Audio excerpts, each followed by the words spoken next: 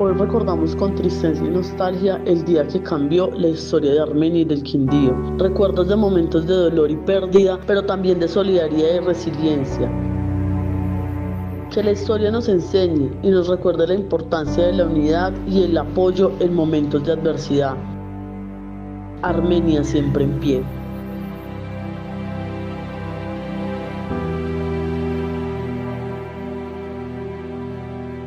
El 25 de enero de 1999 me desempeñaba como director de la Defensa Civil del Quindío. Me encontraba en el apartamento ubicado en la calle 22 con carrera 17. Tan pronto se presentó el evento, me asomé a la ventana y vi la nube de polvo y todo lo demás en la calle. Inmediatamente procedí a colocarme el uniforme de emergencia de la Defensa Civil. Cogí mi equipo personal y me desplacé al parqueadero en busca del vehículo. Demoré lo que antes hacía en 10-15 minutos, me demoré más de una hora para llegar a mi oficina ubicada en la carrera 19 con calle 36 Norte. Con diferentes dificultades, personas fallecidas en la vía, árboles caídos, en fin, haciendo atajos por todos lados, de tal manera hasta que logré llegar al sitio de la Defensa Civil a constatar los informes de los diferentes municipios en cuanto a defensa civil, y en ese orden me convoqué me dirigí al punto de reunión que estaba concertado inicialmente para bomberos, pero en su defecto, por razones obvias de colapso, nos desplazamos o me desplacé a la sede de la Cruz Roja, donde a las 3 de la tarde logramos reunirnos, el Comité Regional de Emergencia. Pero ya yo había dejado instrucciones en la oficina para que los grupos de rescate salieran o se unieran a trabajar en los diferentes sitios donde se encontraban.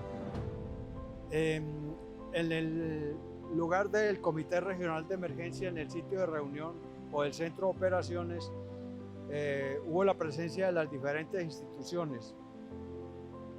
Recuerdo una anécdota muy especial, y fue que yo inmediatamente empezó la reunión, o antes de empezar la reunión, yo solicité que se hiciera una militarización de la ciudad, y la respuesta fue: no tenemos efectivos, no hay personal de soldados. Yo inmediatamente hice el comentario del batallón San Mateo, el batallón RUP el San Mateo en Pereira, el RUP en Ibagué, el CODAX en Palmiras, el batallón de Cartago, y no se me prestó atención.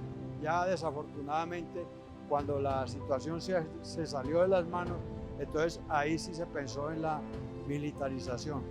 Ya empezamos, afortunadamente se tenían concertados varios sitios para el trabajo. Por ejemplo, se sabía dónde se iban a llevar las personas fallecidas, y evidentemente se hizo en el polideportivo de la Universidad del Quindío.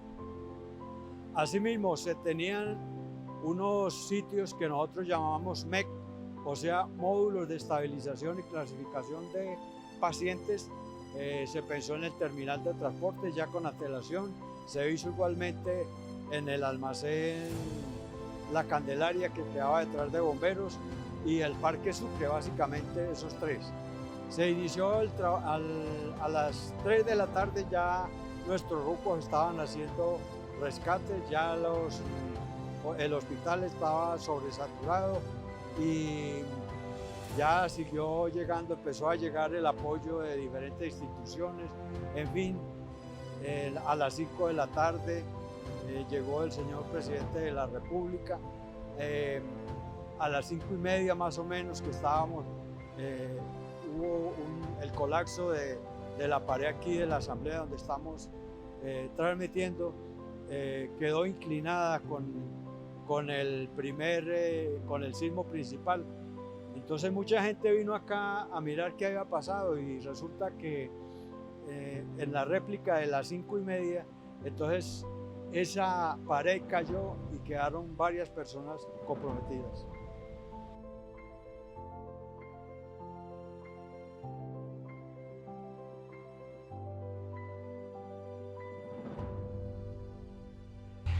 Por alguna razón yo siento que ese fue un enero gris desde que empezamos el año.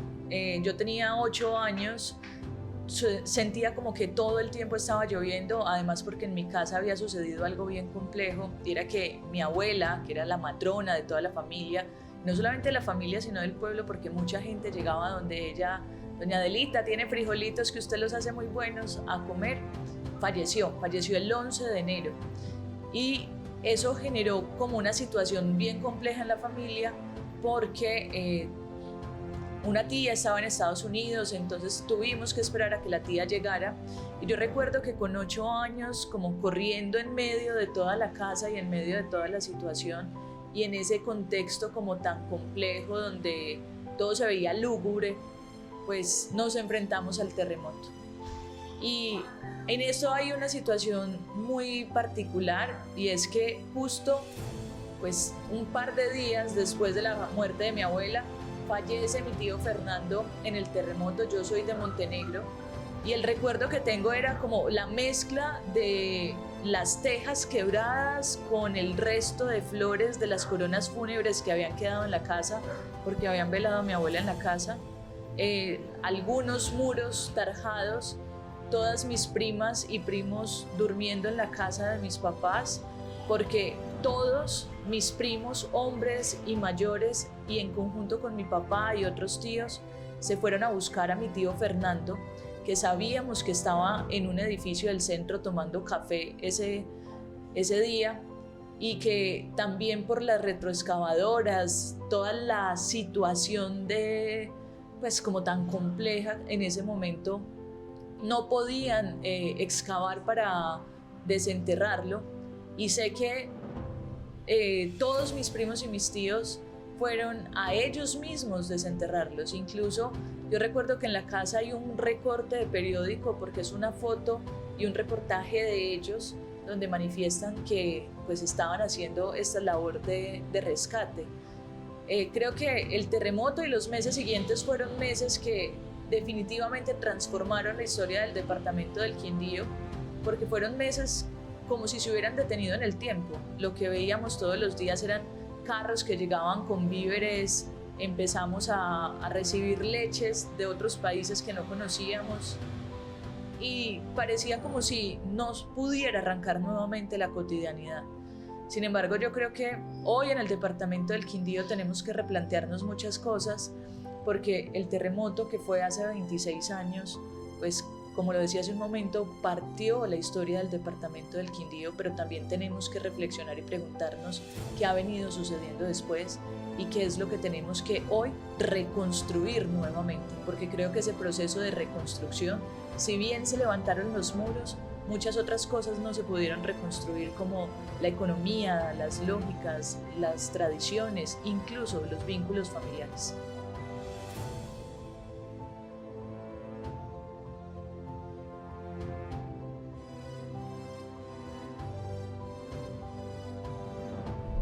...25 de enero, estaba donde mi abuela en Provitec, una mujer que se dedicó a la docencia. Salí de jugar con los compañeros y me fui a almorzar, ya era mediodía, y desde luego me senté, como era habitual, a ver el programa de su momento, Los Simpson, de suerte que Consuelo, una mujer a quien yo llevo en el corazón, entró al cuarto llevándome la comida. Era un muchacho de 11, 12 años, y si no es porque ella abre la puerta, yo me hubiera quedado encerrado en el cuarto. Abrió la puerta y comenzó inmediatamente este temblor, que no sabíamos que era un terremoto en su momento. Me paré en el dintel, como me habían enseñado mis papás y mis abuelos ante una circunstancia como estas, y empecé a ver cómo los muros se resquebrajaban y el agua empezaba a caer. Precisamente los tanques estaban en la parte de arriba. Vi como una de mis tías empezaba a llorar y a decir no me quiero morir. Eso me generó mucho susto, y Consuelito, una berraca cogida de la pared y con la comida, el plato de la comida en la otra, no lo soltó durante todo el tiempo que duró el terremoto.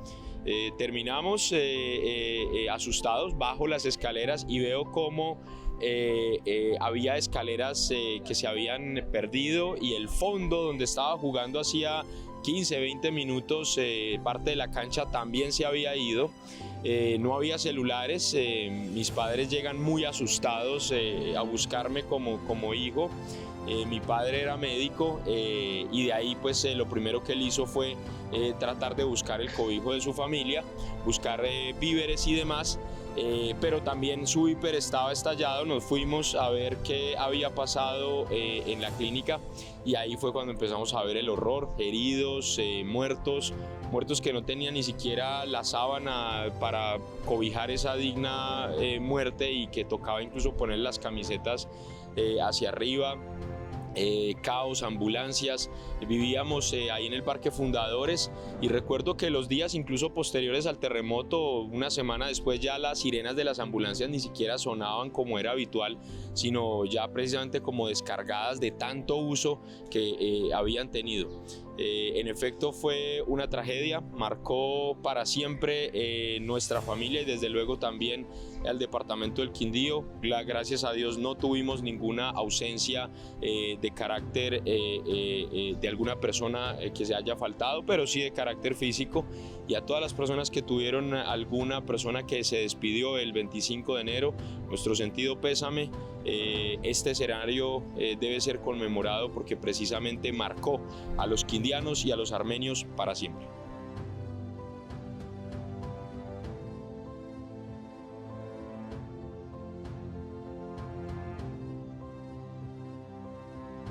Me pregunta mucha gente el tema del terremoto ahora que se viene a cumplir un nuevo año de ese acontecimiento.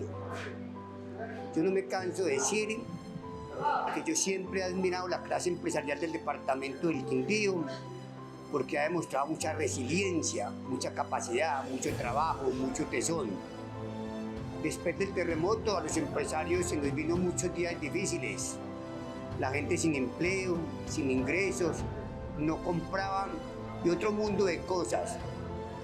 Esa capacidad de los empresarios quindianos, lo que se hizo fue lograr salir adelante y poder emprender nuevas empresas, mejorar las empresas y consolidar las empresas.